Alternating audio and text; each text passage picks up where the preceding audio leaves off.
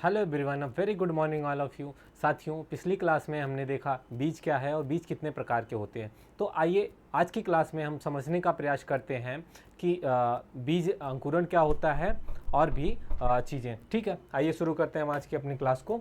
सबसे पहले यहाँ पे समझने का प्रयास करते हैं बीज अंकुरण। बीज अंकुरण क्या है? तो बीज अंकुरण देखिए, बीज अंकुरण बीज से पौधे बनने की प्रक्रिया है। क्या है? बीज अंकुरण। जो बीज होता है उसके अंकुरण उसको जमीन में बोने के बाद जब वो अंकुरित होके निकलता है, उसमें पौधा निकलता है, तना निकलता है, वही बनने की जो प्रक्रिया होती है उसे क्या कहते हैं? बीज से पौधे बनने की प्रक्रिया को अंकुरण कहते हैं। बीज अंकुरण के लिए जरूरी है कि बीज को पानी, ऑक्सीजन और सही तापमान मिले। क्या है?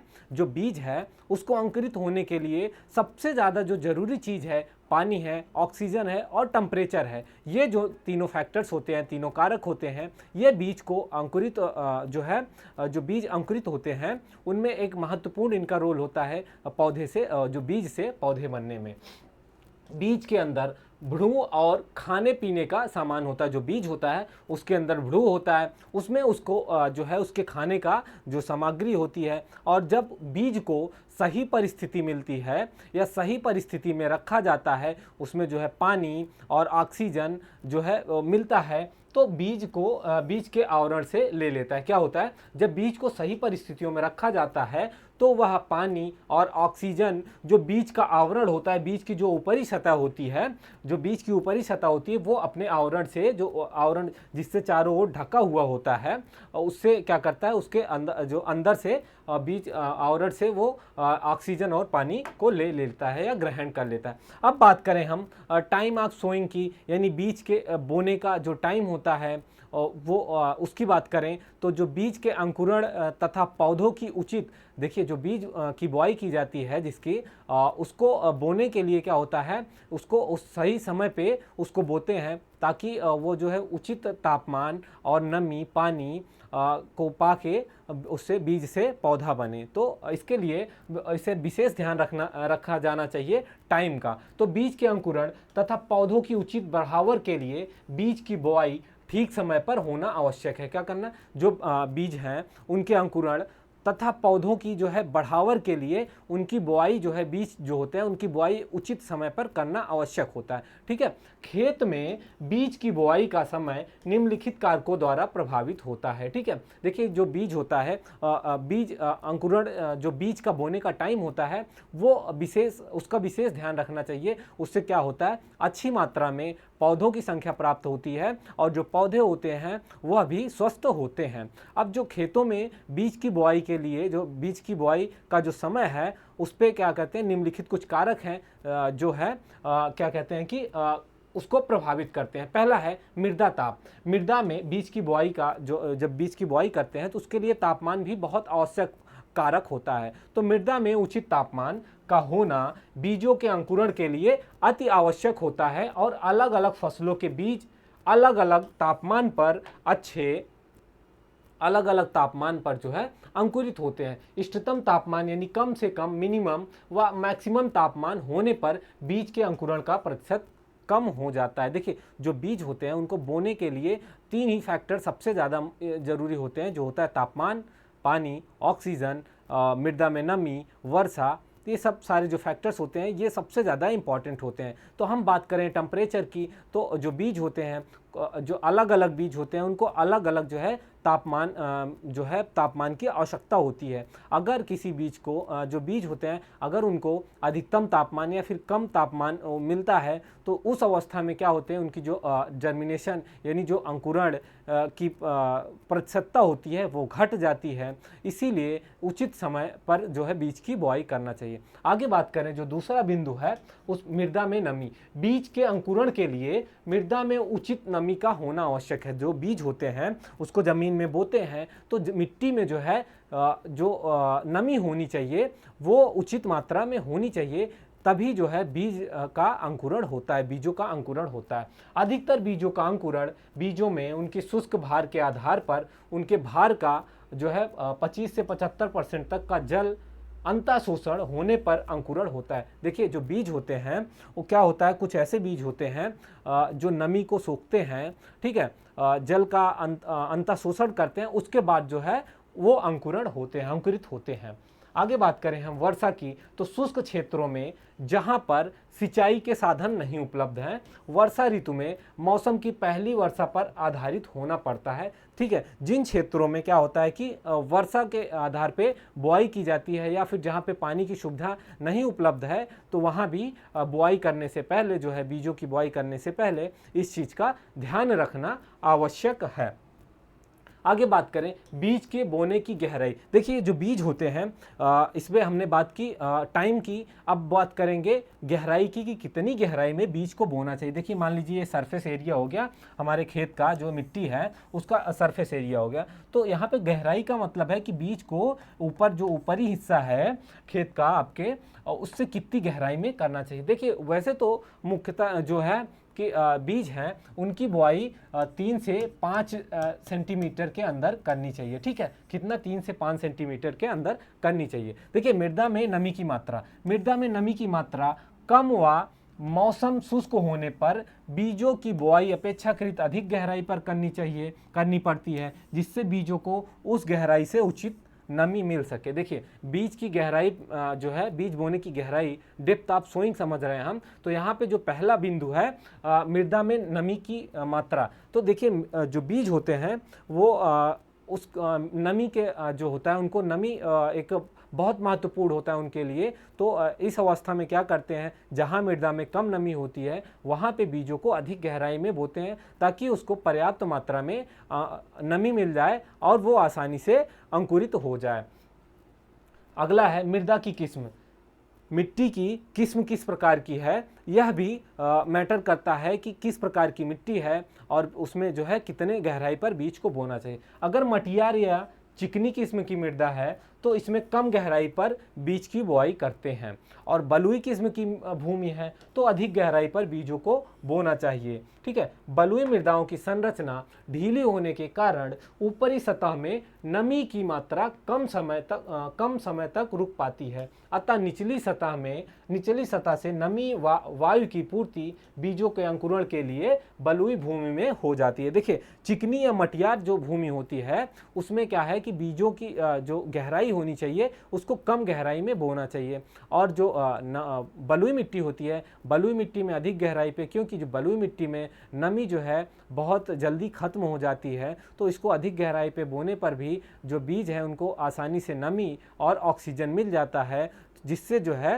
ये अंकुरित हो जाते हैं। तो बलुई मृदा में बीज की जो है बलुई भूमियों में गहराई में बीज की बुआई करना चाहिए। फसल की किस्म की बात करें तो अलग अलग प्रकार की फसलें बीजों के आकार के अनुसार अलग अलग गहराई पर बोई जाती हैं। जिन फसलों के बीज का आकार बड़ा होता है जैसे कि मक्का, लोबिया, चना व मटर आदि, उनको 5 से 7 सेंटीमीटर की गहराई पर बोते हैं, और मध्यम आकार के बीज जैसे गेहूँ, जौ, मसूर और जो है जई घास को 3 से 5 सेंटीमीटर की गहराई पर बोते हैं। देखिए जो फसलें होती हैं, अलग अलग प्रकार की फसलें होती हैं, तो उनके जो बीजों का आकार होता है वह भी अलग अलग होता है। तो इस प्रकार जो है इस अवस्था में क्या करते हैं कि जो बीज बड़े दाने वाले बीज होते हैं उनको अधिक गहराई में बो सकते हैं, और जो छोटे दाने वाले बीज होते हैं उनको 3 से 5 सेंटीमीटर की गहराई पर बोते हैं, ताकि आसानी से जो है वो अंकुरित हो सके, पौधा बन सके।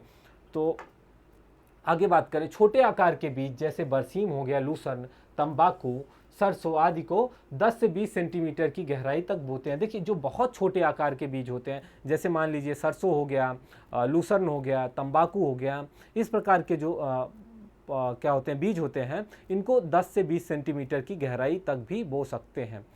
ठीक,